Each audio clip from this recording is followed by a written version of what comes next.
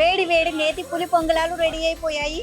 స్పెషల్గా నేను చేసినవి రాధిక గారు నాకు నేర్పించారు. సో టేస్ట్ చేద్దాం. టేస్ట్ చేసే ముందు నాకు ఒక డౌట్ వచ్చింది, అడగాలి. చెప్పండి. సో రాధిక గారు, దీనికి పులి పొంగలాలు అని పేరు ఎవరు పెట్టారండి? పులి పొంగలాలు అది పురాతనమైన పేరు అండి, పాతకాలం నాటి వంట. ఓకే, ఆల్రెడీ పాతదే. పాతది. కానీ మేమే కొత్తగా వింటున్నాం అన్నమాట. కొత్తగా వింటున్నాం, కొత్తగా తింటున్నాం. పాతకాలం నాటి రెసిపీనే అది. ఓకే, సో ఆల్రెడీ మీకు ముందే తెలుసా ఇది? తెలుసు. నేను ఇప్పుడు ఏమైనా కొత్తగా ఏమన్నా ఇది మన ఇళ్లలో 2-3 రోజులు పెట్టుకొని పులియ పెడతాను. అప్పుడు లాస్ట్ కి వేసుకుంటారు కదా, అది. ఓకే, సో అందుకని పులి పొంగలాలని పేరు పొంగలాలు. పెట్టారు. మీరు కూడా టేస్ట్ చేయండి. కొబ్బరి పల్లి చట్నీ అండి, అల్లం చట్నీ అండ్ కారపొడి.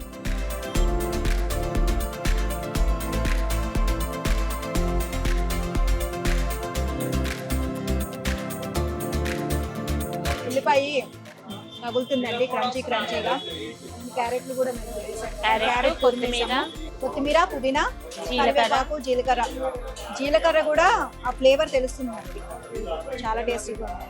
అండ్ నెయ్యి ఎంత వేసామో చూసారు కదా, మామూలుగా వేయలేదు నెయ్యి మాత్రం. ఇక్కడ అదే స్పెషల్ అంట.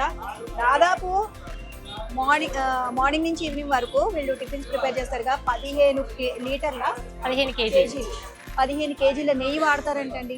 సో వీళ్ళకి అదే స్పెషల్ అంటే దాని ద్వారానే ఇంత టేస్టీగా వస్తాయని అంటున్నారు రాధిక గారు.